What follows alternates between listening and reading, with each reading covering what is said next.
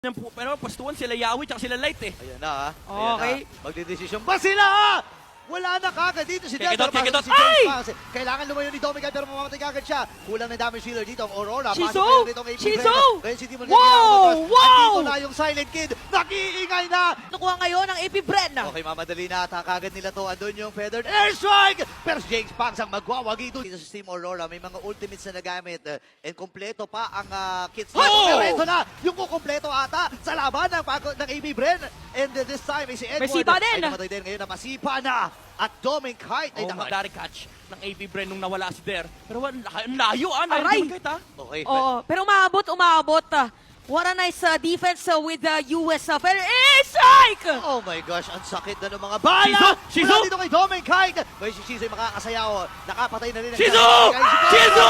Shizu! Si Shizu ay nagwawala na! The Silent Kid, ladies and gentlemen! Apat! Actually, tatlo lang ang namatay dito sa Team Aurora. And Edward Mid ay lane. nabuhay na. Pero mga minions doon sa may bandang gitna, Lord ay hawak nila. Ayaw nilang pauwiin! Ayaw pauwiin si Renny J! Pinipigilan talaga na nila. Mukhang ito na ba? Tingnan natin kung makakadepensa si Edward. Ako ang problema, ilalaban pa nila ito. Matagal pa masyado yung buhay ng ilan sa mga miyembro dito ng Team Aurora. At Oh, andito no! na yung kanilang mga minions. Ready na mag-base lock ang mga